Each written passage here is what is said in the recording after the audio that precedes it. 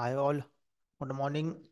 So today we are going to start our Spring Boot and microservices in this batch, and our serverless JSP and other things will be going on after this batch, so that we can proceed as a real market and interview, because it is a very important. Without framework or knowledge, we can't work. तो हम start कर रहे हैं spring boot and micro services. तो हमारा ये course है, एक इसमें है हमारा ये स्प्रिंग बूट विथ क्लाउड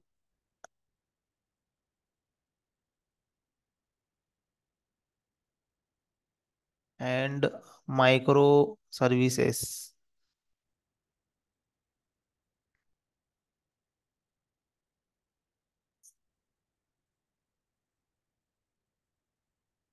तो इसमें हम देखने वाले हैं कि स्प्रिंग बूट क्या है, क्लाउड क्या है, माइक्रो सर्विसेज क्या है। तो बेसिकली ये हमारे पास में एक तरीके का एक ये फ्रेमवर्क है जिसका नाम है स्प्रिंग। तो स्प्रिंग एक फ्रेमवर्क है। तो फ्रेमवर्क क्या होता है? तो framework is nothing but semi developed code. Framework जो है वो एक सेमी डेवलप्ड कोड है जिसमें कि काफी कोड है जो हमारे पास में पहले से अवेलेबल है, पहले से हमारे पास में अवेलेबल रहता है काफी सारा कोड। तो किसी भी प्रोजेक्ट को क्रिएट करते समय काफी सारा जो कोड रहता है related to our validation, related to our database, related to our web application। तो टेक्नोलॉजी में हमें काफ़ी कोड राइट करना पड़ता है। तो बहुत सारा हमारे पास में जो कोड है वो ऑलरेडी हमको फ्रेमवर्क में अवेलेबल रहता है। टॉप ऑफ दैट हम लोग फोकस करते हैं ओनली बिजनेस लॉजिक पे। तो फ्रेमवर्क के टॉप पर है हमारे पास में टेक्नोलॉजी, लाइक टेक्नोलॉजी में हमारे पास में है core Java, advance Java, like servlet, JDBC. और प्रोग्रामिंग नॉलेज में हमारे पास में है good design pattern knowledge, design pattern as well as data structure obviously. So over the technology हमारे पास में क्या होते हैं, फ्रेमवर्क अवेलेबल होते हैं ये जिसमें काफी रेडीमेडेड जो कोड है वो हमारे पास में क्या होते हैं कि पहले से अवेलेबल होता है। तो ऐसे काफी सारे फ्रेमवर्क है, जैसे कि हमारे पास में है हम लोग कभी भी कोई भी एप्लीकेशन क्रिएट करते हैं तो ऑलवेज लेयर्स के फॉर्मेट में करते हैं। तो प्रेजेंटेशन लेयर है, परसिस्टेंस लेयर है, और हमारे पास में है सर्विस लेयर। तो जो हमारा प्रेजेंटेशन लेयर है जहाँ पर क्लाइंट इंटरेक्ट करता है, एंड यूजर इंटरेक्ट करता है। तो टेक्नोलॉजी में हम बात करते हैं सर्वलेट की। बट सिर्फ प्रेजेंटेशन के लिए हमारे पास में एक फ्रेमवर्क आया था जिसको बोलते हैं हम लोग स्टड्स। जब स्टार्टिंग में ये फ्रेमवर्क आया था, जब क्रिएट हुआ था, ये काफी फेमस था ये फ्रेमवर्क। धीरे धीरे करके ये आउटडेटेड हो गया। ये अपाचे कम्युनिटी का जिसका कि सर्वर होता है उसी का ये फ्रेमवर्क था ये, जो कि हमारे पास में प्रेजेंटेशन लेयर पे काम करता था ये। धीरे धीरे करके जिसके जितने मॉड्यूल बढ़े ये इतना ज़्यादा कॉम्प्लेक्स होता गया, और इसके बाद में ये बंद हो गया। और साथ में ही इसके स्प्रिंग फ्रेमवर्क का स्टार्टअप हुआ था इसका, स्प्रिंग फ्रेमवर्क का। जब इसको उस टाइम पे कोई जानता नहीं था, नया नया फ्रेमवर्क था, और ये ऑर्गेनाइजेशन से दिया था, अपाचे कंपनी ट्रस्टेबल कंपनी थी।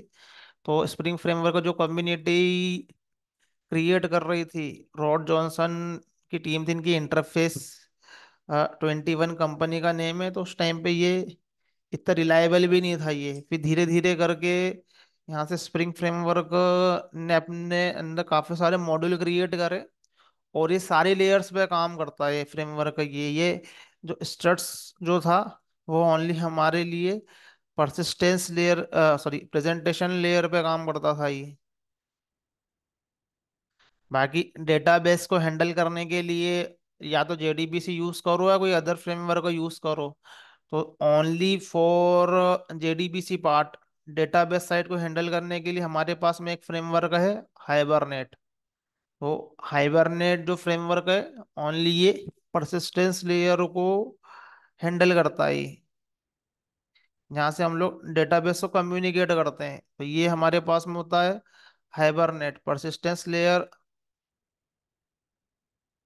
परसिस्टेंस लेयर को ये क्या करता है, ये हैंडल करता है ये। तो स्टार्ट जो फ्रेमवर्क था वो प्रेजेंटेशन लेयर को हैंडल करता था, ये परसिस्टेंस लेयर को हैंडल करता था। तो जो भी फ्रेमवर्क को यूज करोगे तो ऑब्वियसली इसका कोई ना कोई सा एक जावा का सपोर्ट रहता है, जावा के वर्जन का सपोर्ट रहता है, और उसके भी वर्जन होते हैं। तो ये स्टट्स 1.x, स्टट्स 2.x, हाइबरनेट के ऐसे वर्जन चल रहे हैं। वो उसके उसके साथ में ये स्प्रिंग फ्रेमवर्क भी डेवलप हुआ। और स्प्रिंग फ्रेमवर्क जो है वो ऑल लेयर्स पे काम करता है। स्प्रिंग फ्रेमवर्क सारी लेयर्स को पे वर्क करता है स्प्रिंग फ्रेमवर्क, और इनने सारे लेयर्स के लिए डिफरेंट डिफरेंट मॉड्यूल क्रिएट किए। जो जो भी एक रियल टाइम एप्लीकेशन को क्रिएट करने के लिए लगता है, सबके लिए इनने मॉड्यूल्स क्रिएट किए। और ये फ्रेमवर्क मॉड्यूलर बेस्ड फ्रेमवर्क है, जब जिसकी रिक्वायरमेंट हो उस मॉडल को हम अटैच कर सकते हैं, उस मॉडल को हम लोग निकाल सकते हैं। तो काफी सारे मॉड्यूल है स्प्रिंग फ्रेमवर्क के पास में। तो इसका जो बेस मॉड्यूल है वो होता है स्प्रिंग कोर मॉड्यूल। तो बेस मॉड्यूल है इसका स्प्रिंग कोर मॉड्यूल है ये। तो इस पर्टिकुलरली फ्रेमवर्क को लर्न करने के लिए हमें जो भी पहले जो प्री रिक्विजिट लगेगा इसके लिए,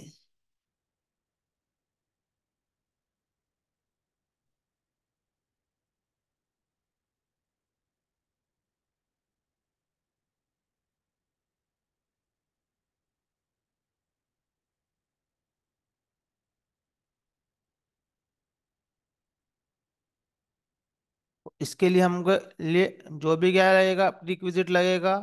तो बेसिकली कोर जावा का नॉलेज हमारे लिए इसके लिए प्री रिक्विजिट है। और एडवांस जावा में हमारे लिए सर्वलेट का नॉलेज प्री रिक्विजिट है। जेएसपी का ठीक ठाक नॉलेज प्री रिक्विजिट है, कोई ज़रूरत नहीं है। और जेडीबीसी का नॉलेज चाहिए हमको ये। और हाइबरनेट के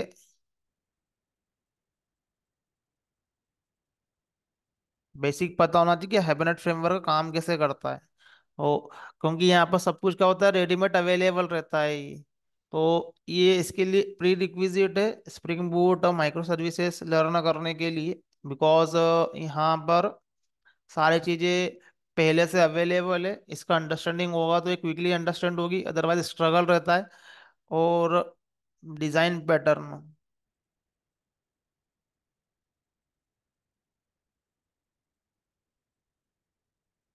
तो ये इसके लिए हमारे पास में प्री रिक्विजिट है। और ये राइट नाउ विथाउट से काम होगा नहीं, इंडस्ट्री डिमांड में ही है।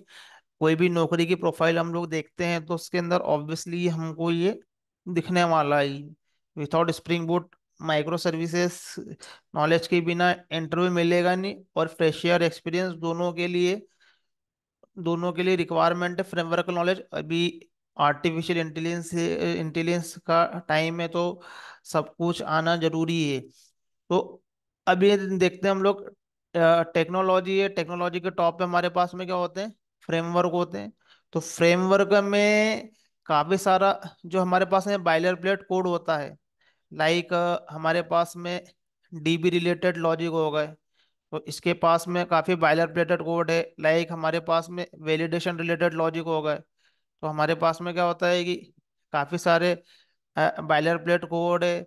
हमारे पास में एमवीसी के लॉजिक हो गए ये। तो ये इसके अंदर काफी सारा फ्रेमवर्क के अंदर कोड डेवलप्ड रहता है। टॉप ऑफ दैट हम लोग हमारे जस्ट बिजनेस लॉजिक पे फोकस करते हैं। We have to focus on business logic. तो जो भी चीजें कॉमन है, लाइक डीबी से इंटरेक्ट करना, तो डेटाबेस से डेटा जो भी कनेक्शन है वो हमारे लिए कॉमन है। एमवीसी से हमको इंटरेक्ट करना है तो क्लाइंट की रिक्वेस्टों को हमको गेदर करना है, तो उसके लिए कुछ कॉन्फ़िगरेशन करना है हमारे पास में, वो हमारे लिए कॉमन है। वैलिडेशन के काफ़ी लॉजिक होते हैं जो कॉमन होते हैं ये। तो काफ़ी सारी चीज़ें कॉमन है, तो हमारे पास में जस्ट फ्रेमवर्क में अवेलेबल रहती है, हमको इसको यूज़ करना है। तो जो भी फ्रेमवर्क के लेवल पे जो भी फ्रेमवर्क के लेवल पे हमारे पास में लेयर्स है, और भी जो भी यूटिलिटी कोड है फ्रेमवर्क के लेवल पे, तो काफ़ी सारा हमारे पास में यूटिलिटी कोड या होता है फ्रेमवर्क के लेवल पे। तो अब इतने फ्रेमवर्क आए थे, अब इस फ्रेमवर्क के टॉप पर स्टड्स आउटडेटेड हुआ और स्प्रिंग फ्रेमवर्क का धीरे धीरे यूज करते हुए बूम में, और आज के समय में स्प्रिंग ही यूज होता है बेसिकली, जो कि जावा डेवलपर है। तो हमारे पास में स्प्रिंग फ्रेमवर्क जो हमको मिलता है वो कुछ मॉड्यूल्स के फॉर्म में मिलता है। एक होता है हमारे पास में स्प्रिंग कोर। तो ये जो है स्प्रिंग कोर, ये बेस मॉड्यूल है, ये फाउंडेशन मॉड्यूल है ये। तो स्प्रिंग का जो स्प्रिंग कोर है ये हमारे पास में ये बेस मॉड्यूल है। फिर है स्प्रिंग का एओपी मॉड्यूल, स्प्रिंग का एमवीसी मॉड्यूल, स्प्रिंग का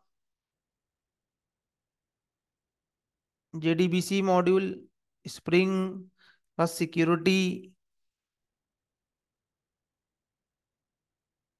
स्प्रिंग का हमारे पास में रेस्ट मॉड्यूल है, और स्प्रिंग का ओआरएम मॉड्यूल है।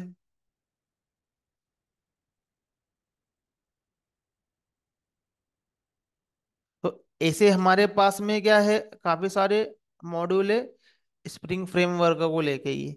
तो ये इसके अंदर हमको एटलिस्ट स्प्रिंग कोर का हमको यहाँ से क्या चाहिए, नॉलेज चाहिए होता है। ये अब ये स्प्रिंग फ्रेमवर्क के सब ये क्या है, ये मॉड्यूल है।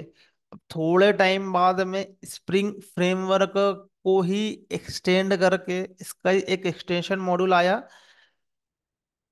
जिसको बोलते हैं हम लोग स्प्रिंग बूट। तो स्प्रिंग बूट और स्प्रिंग के जो मॉड्यूल है हमारे पास में ये सेम ही है। जस्ट स्प्रिंग बूट में हमारे पास में क्या होता है कि जो कॉन्फ़िगरेशन है वो लेस हो जाता है, काफ़ी सारा कॉन्फ़िगरेशन है वो रिड्यूस हो जाता है, और थोड़ा और एडवांस फॉर्म में ये जो कि स्प्रिंग फ्रेमवर्क का जो मॉड्यूल है वही स्प्रिंग बूट के मॉड्यूल है, बस ये थोड़े से एडवांस है, जिसके अंदर हमारे पास में काफ़ी सारा कॉन्फ़िगरेशन क्या हो जाता है, वो कम हो जाता है स्प्रिंग बूट में। तो हम स्प्रिंग ये जो काम हम लोग स्प्रिंग फ्रेमवर्क से नॉर्मली भी करवा सकते हैं, वही काम हम लोग स्प्रिंग बूट से भी करवा सकते हैं। बस इसमें हमको क्या हो जाएगा, जो हमारा कोड है वो लेस कोड हो जाएगा, और इसके अंदर हमको ऑटो कॉन्फ़िगरेशन और एम्बेडेड सर्वर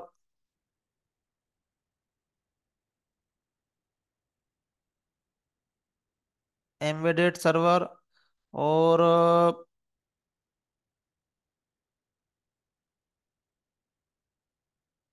प्रोफाइल और प्रोडक्शन रेडी फीचर। तो काफी सारे स्प्रिंग बूट के अंदर हमको और फैसिलिटी मिलती है, जिससे कि हमारा एप्लीकेशन क्विकली क्रिएट हो जाता है। मॉड्यूल इसके अंदर सेम ही है, और अब स्प्रिंग बूट में इन्हीं मॉड्यूल को थोड़ा सा एडवांस कर देते हैं। तो मॉड्यूल सेम ही रहते हैं इसके ये, बट इसके अंदर जो कि जेडीबीसी और ओआरएम जो कि डेटाबेस से कनेक्ट करके हमारे पास में आ रहा है, तो उसको हम लोग बोलते हैं as a Spring Data JPA, जिसके अंदर काफी रेडीमेडेड कोड ऑलरेडी अवेलेबल है, और एडवांस लेवल पे रेडीमेडेड कोड अवेलेबल है, और बहुत क्विकली एप्लीकेशन यहाँ पर क्रिएट होता है। और इसके अंदर हमारे पास में एम्बेडेड सर्वर, एम्बेडेड डेटाबेस भी है। तो इन सबको कॉन्फ़िगरेशन करने के लिए टाइम नहीं लगता है, क्विकली हमारा एप्लीकेशन क्रिएट होता है, जस्ट हम लोग बिजनेस लॉजिक पे फोकस होते हैं ये। तो स्प्रिंग का कोर रहेगा ही इसमें भी, और spring core is a foundation module, और स्प्रिंग का जो बूट है स्प्रिंग बूट इसके अंदर कोई भी एप्लीकेशन को क्रिएट करेंगे तो एक एप्लीकेशन को क्रिएट करने के लिए जो जो भी रिक्वायर्ड सॉफ्टवेयर लगते हैं, लाइक सर्वर है, डेटाबेस है, तो ये हमको ये अवेलेबल करवाता है स्प्रिंग बूट का। एक नॉर्मल एप्लीकेशन भी ये सब अवेलेबल करवाएगा। बूट का मतलब ही ये होता है जैसे हमारा ऑपरेटिंग सिस्टम बूट होता है, तो रिक्वायर्ड जो भी इनपुट होते हैं उस पर्टिकुलरली करली मशीन को स्टार्ट करने के लिए वो प्रोग्राम जो होते हैं वो लोड हो जाते हैं ओएस का, इसको बोलते हैं बूट प्रोसेस। एटलीस्ट जो हमारे मशीन के अंदर हमारे ऑपरेटिंग सिस्टम को स्टार्ट करे, नेसेसरी जो भी प्रोसेस है उसको स्टार्ट करे। उसके बाद में जो भी हमको एप्लीकेशन रन करना हो, लाइक हमको प्रोग्राम क्रिएट करना हो तो अपना आईडी ओपन करना, म्यूजिक प्लेयर ओपन करना, तो हम मैन्युअली करते हैं बाद में, लेकिन एटलीस्ट ऑपरेटिंग सिस्टम को स्टार्ट करने के लिए जो भी नेसेसरी प्रोग्राम लगते हैं उसको एग्जीक्यूट करवाना, उसको बोलते हैं बूट करना।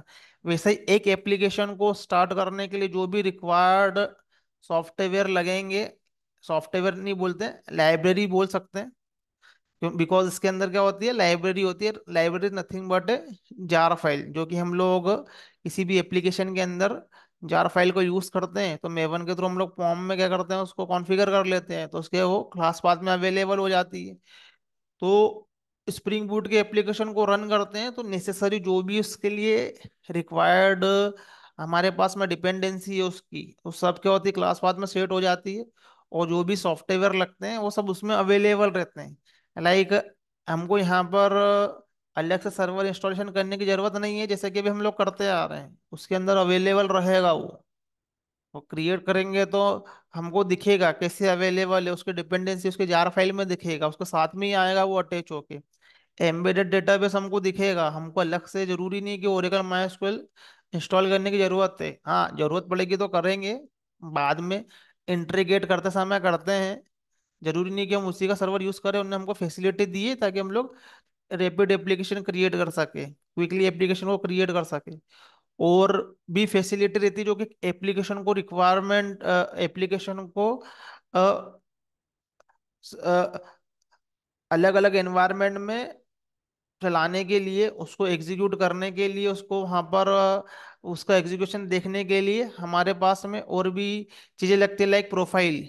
तो एप्लीकेशन के लेवल पे हमारा application production environment, UAT environment, QA environment, developer environment, काफ़ी एनवायरनमेंट होते हैं। तो अलग अलग एनवायरनमेंट में रन होता है वो एचडीएल से लाइफ साइकिल में। तो एक प्रोफाइल की फैसिलिटी है जिसमें हम लोग कॉन्फ़िगरेशन कर सकते हैं उस एप्लीकेशन के। तो प्रोफाइल के अंदर हम लोग डाल देंगे तो उसके अकॉर्डिंगली वो स्विच करता है, वो उसको किस एनवायरनमेंट में वो एप्लीकेशन को हमको टेस्ट करना है।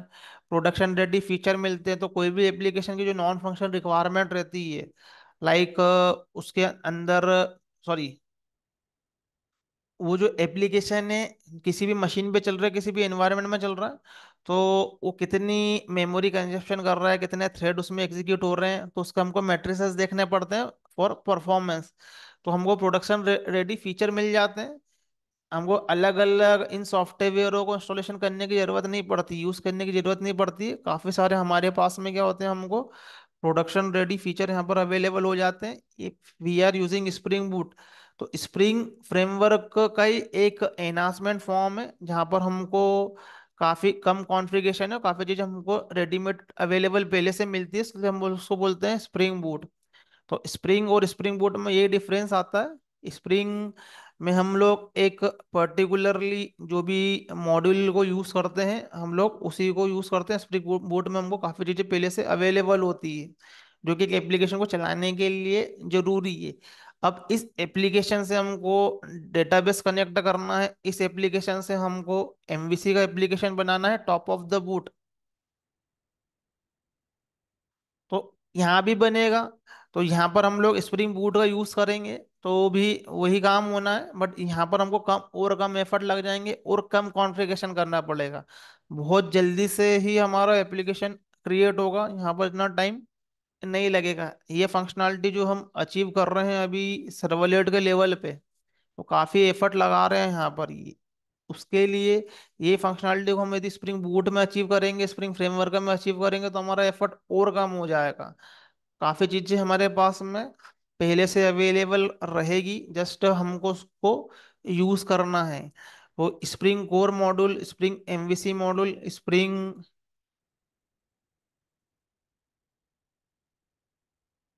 Security module. तो स्प्रिंग डेटा जेपी जो है ये काफी सारा हमको रेडीमेडेड कोड अवेलेबल करवाता है परसिस्टेंस लेयर के लिए।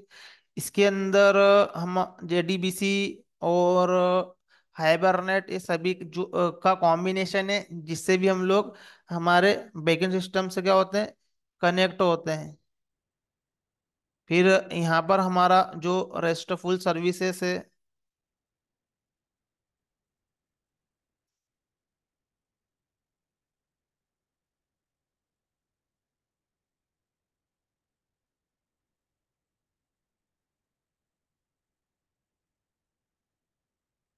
ये जो है ये एक एप्लीकेशन को क्रिएट करने के काम पे।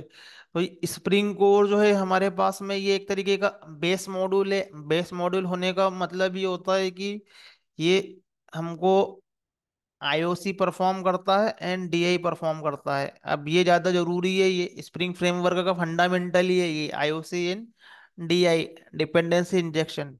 तो जब हम स्प्रिंग फ्रेमवर्क का यूज नहीं करते हैं तो ऑब्जेक्ट क्रिएट करने की रिस्पॉन्सिबिलिटी हमारी होती है, उसको पर सिंगलटन बनाने की रिस्पॉन्सिबिलिटी हमारी होती है, और उसको आपस में कैसे कम्युनिकेट करवाना वो रिस्पॉन्सिबिलिटी हमारी होती है। तो जो सारी लेयर्स आपस में कम्युनिकेट करेगी वो हम कम्युनिकेट करवाएंगे, उसको हम लोग क्लास, उसको हम लोग डिफाइन करेंगे हमारी क्लास में। ऑब्जेक्ट क्रिएशन कहाँ पर करना है उसका हमको कोड राइट करना पड़ता है ये।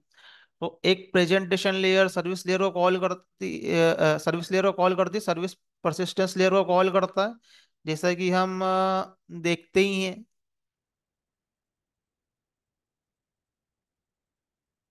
तो एप्लीकेशन डेवलपमेंट करते समय हम लोग क्या करते हैं कि जो भी हमारे लेयर्स को हम लोग यहाँ पर क्रिएट करते हैं, तो एक हमारा जो है ये प्रेजेंटेशन लेयर,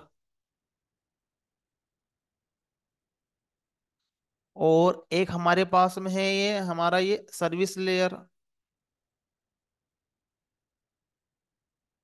ये मिनिमम मिनिमम लेयर्स है ये। और एक हमारे पास में हमारा ये परसिस्टेंस लेयर। तो मैंने ऑलरेडी पहले बताया कि जो भी लेयर्स है उसको हमको एक पैकेजिंग करना है एप्लीकेशन के लेवल पे और उसमें अपना कोड राइट करना है। तो ये विजुलाइज इस फॉर्म में करते हैं, हमारा परसिस्टेंस लेयर है। तो ये जो कम्युनिकेट करती है वो आगे सर्विस लेयर पे कम्युनिकेट करेगी, और सर्विस लेयर परसिस्टेंस लेयर पे कम्युनिकेट करेगा। और प्रेजेंटेशन लेयर जो है वो हमारे पास में एंड यूजर से इंटरेक्ट करती है। जैसा कि हम जानते हैं and user could be anything. तो हमारा वो एंड यूजर कोई भी हो सकता है, वो मोबाइल भी हो सकता है या फिर वो ब्राउजर से भी, या हमारे लैपटॉप डेस्कटॉप से क्या कर सकता है, वो कम्युनिकेशन कर सकता है ये। वो परसिस्टेंस लेयर जो है हमारे पास में उसका रिस्पॉन्स आता है सर्विस पे। सर्विस का कहाँ पर आता है, प्रेजेंटेशन में आता है। और जो हमारी परसिस्टेंस लेयर है वो किससे कम्युनिकेट करती है, हमारे डेटाबेस से।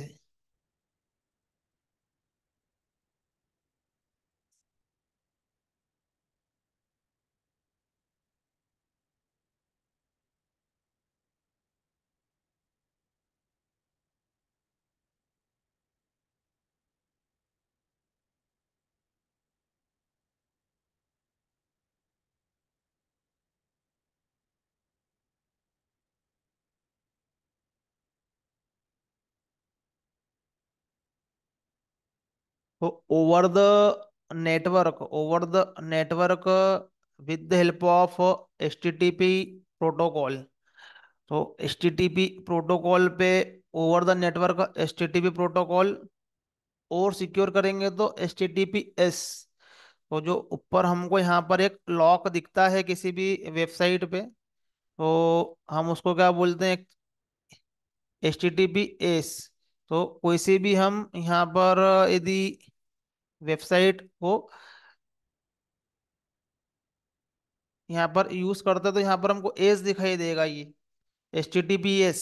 तो ये क्या होता है, हमारे डेटा को और सिक्योर करता है। यहाँ पर क्या होते हैं, SSL TSL सर्टिफिकेट होते हैं जो कि डेटा पे एनक्रिप्शन परफॉर्म करते हैं। तो लाइक हम यूजर नेम पासवर्ड डाल रहे हैं तो सर्वर पर डायरेक्टली नहीं आ रहा है, सब बहुत एनक्रिप्टेड होकर ही आ रहा है। इसमें पब्लिक प्राइवेट की काफी सारे अंदर पैरामीटर लगे होते हैं। तो ये एक सिक्योर बनाते हैं हम उसको, ये HTTPS प्रोटोकॉल हम लोग यूज करते हैं।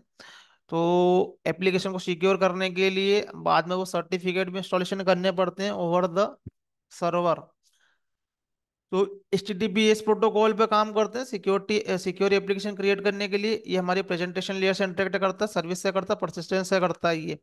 तो if we are using technology, like हमने यहाँ पर प्रेजेंटेशन लेयर पर सर्वलेट की टेक्नोलॉजी यूज करी है, और JSP टेक्नोलॉजी हम लोगों ने यूज करी है, और यहाँ पर हमने क्या करा, JDBC टेक्नोलॉजी यूज की है। तो सारी लेयर पे हम कुछ भी यूज कर रहे हैं।